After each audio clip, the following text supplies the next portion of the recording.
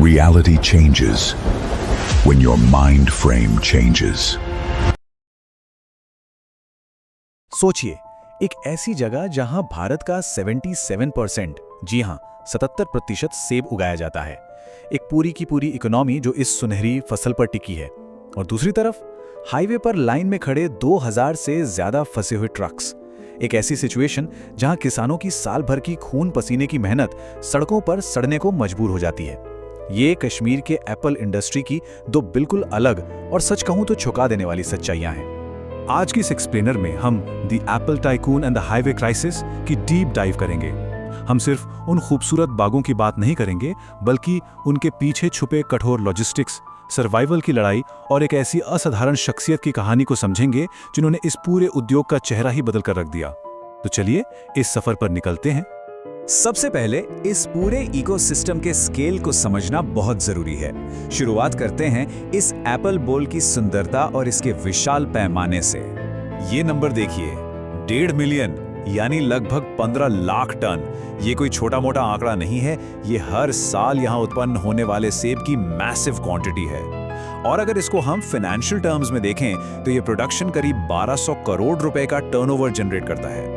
Basically आप कह सकते हैं कि ये फ्रूट इस पूरे रीजन की अर्थव्यवस्था की सबसे मजबूत रीढ़ की हड्डी है। और कमाल की बात यह है कि ये सिर्फ क्वांटिटी का गेम नहीं है, इनकी क्वालिटी और वैरायटी बिल्कुल बेमिसाल है।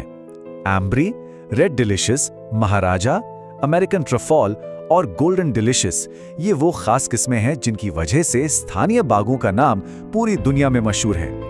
ये वैरायटी सिर्फ फ्रूट नहीं है, ये इस रीजन की पहचान है। अगर आप ऑटम यानी पतझड़ के मौसम में वहां जाएंगे तो आपको ऐसी मॉडर्न सॉर्टिंग और ग्रेडिंग लाइंस हर तरफ दिखेंगी। पूरी घाटी दिन रात एक विशाल प्रोसेसिंग जोन में तब्दील हो जाती है। लेकिन इस खूबसूरत तस्वीर का एक दूसरा पहलू भी है, एक डार्क और बेहद कठोर पहलू जिस पर अक्सर हमारी नजर नहीं जाती। और वो पहलू है लॉजिस्टिक्स और संकट का। खास तौर पर NH-44 हाईवे की कड़वी सच्चाई जो इस उद्योग के लिए एक सबसे बड़ा चैलेंज बनी हुई है।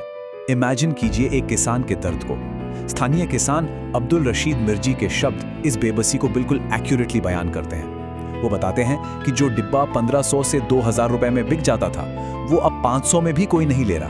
क्यों? क्योंकि हाईवे पर 14 दिनों तक फंसे रहने की वजह से तेज गर्मी में पूरी फसल सड़ गई।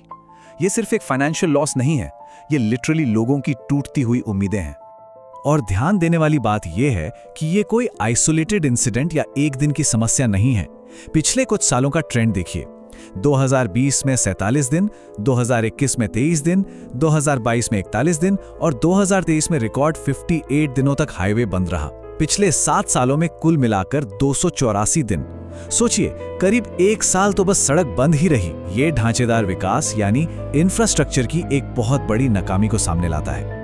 इस चार्ट से पिक्चर बिल्कुल क्लियर हो जाती है। एक आम किसान जिस प्रॉफिट की उम्मीद करता है, लगभग 2000 रुपए, वो हाईवे ब्लॉक होने और फल सड़ने के बाद सीधा 500 रुपए पे आकर गिर जाता है। स्ट्रेट 75% का नुकसान। यही उतार चढ़ाव किसानों को कर्ज में डुबोने और उनके गहरे आर्थिक संकट की सबसे बड़ी वजह है। लेकिन कहते हैं ना कि सबसे मुश्किल वक्त में ही सबसे बड़ी इनोवेशन होती है। यहां भी कुछ ऐसा ही हुआ। इन्हीं विकराल समस्याओं के बीच से निकल कर आती है एक बहुत ही इंस्पायरिंग कहानी। एक ऐसे उद्योगपति का संघर्ष जिन्होंने सिस्टम की इस खामी को एक बदलाव में तब्दील कर दिया। चलिए जानते हैं सैयद मोहम्मद इकबाल बुखारी के बारे में। इनकी जर्नी सच में किसी फिल्म से कम नहीं है। 1932 में गरीबी में पैदा हुए इकबाल बुखारी ने मैट्रिकुलेशन पूरा करने के बाद अपने लाइफ के पहले जूते खरीदे थे। 1972 में वो श्रीनगर के कलेक्टर बने। 1990 का दौर थोड़ा मुश्किल था, जहां उन्होंने 11 महीने जेल में भी बिताए, जो उस समय के पॉलिटिकल एनवायरनमेंट की जटिलताओं को दिखाता है। लेकिन इन सब के बावजूद 2021 में जब उनका निधन हुआ तो वो 1000 करोड़ रुपए का एक बड़ा बिजनेस एम्पायर छोड़ गए। ये एक असाधारण रेजिलियंस की कहानी है। उनके बिजनेस लाइफ का पहला और सबसे बड़ा सबक उन्हें कारगिल में मिला। किस्सा कुछ यूं है कि जब वो एक युवा रेवेन्यू ऑफिसर थे, उनके लैंडलॉर्ड ने उनसे किराया कलेक्ट ही नहीं किया। उस अनकलेक्टेड 11,000 रुपए को लैंडलॉर्ड ने पश्मीना ट्रेड में इन्वेस्ट किया और बाद में उन्हें 70,000 रुपए का मुनाफा लौटा दिया। यही वो मोमेंट था जब उन्होंने कैपिटल और कंपाउंड प्रॉफिट का असली पावर सीखा, एक रियल गेम चेंजर। और हाँ, अगर आपको लगता है कि वो सिर्फ एक हार्डकोर बिजनेसमैन थे, तो आप हैरान रह जाएंगे। वो बेहद ज्ञान पे पासु थे, एक वोरेशियस रीडर। उनके पास लगभग 30,000 किताबों की खुद की पर्सनल लाइब्रेरी थी। वो किताबें उधार देने में बेहद सख्त थे और रजिस्टर पर प्रॉपर्ली सिग्नेचर जरूर करवाते थे। कश्मीर और इस्लामिक इतिहास पढ़ने की उनकी इसी ललक ने उन्हें आगे चलकर अपने बिजनेस के लिए गहरी समझ दी। तो इस विजनरी सोच ने आखिर आगे चलकर किया क्या? उन्होंने ट्रेडिशनल फार्मिंग को एक मॉडर्न सप्लाई चेन में ट्रांसफॉर्म कर दिया। आइए देखते हैं कैसे। अपनी कंपनी एफएल इंडस्ट्रीज के जरिए उन्होंने इस पूरी व्यवस्था को आधुनिक बनाने के लिए 3 मुख्य कदम उठाए। पहला, बेटर सॉर्टिंग और ग्रेडिंग फैसिलिटीज। दूसरा और सबसे इंपॉर्टेंट, कंट्रोल्ड एटमॉस्फेयर यानी सीए स्टोरेज का निर्माण, जहां फलों को सड़ने से बचाया जा सके और लंबे समय तक ताज़ा रखा जा सके। और तीसरा, जो फल बच जाते या डैमेज हो जाते उनका एप्पल जूस कॉन्सेंट्रेट बनाना, ताकि वेस्ट जीरो हो और सड़कों पर होने वाले आर्थिक नुकसान को बिल्कुल रोका जा सके। ये सिर्फ आइडियाज नहीं थे, उन्होंने इन्हें ग्राउंड पर एग्जीक्यूट किया। एफआईएल इंडस्ट्रीज ने हिस्ट्री क्रिएट कर दी। इंडिया का पहला सीए स्टोरेज, देश का सबसे बड़ा एप्पल जूस कॉन्सेंट्रेट प्लांट और पहली इंटीग्रेटेड स्टोन फ्रूट नर्सरी इन्हीं की देन है। इन कदमों ने इस्पात ट्रेडिशनल खेती को लिटरली एक आधुनिक और शॉक एब्जॉर्बेंट उद्योग में बदल कर रख दिया। उनका एक बहुत ही सीधा सा मंत्र था, global in approach, local in spirit, यानी अंतर्राष्ट्रीय तकनीकों और मशीनों को कश्मीर लाकर उन्हें यहाँ के स्थानीय किसानों की डे टू डे समस्याओं को सुलझाने के लिए लागू करना।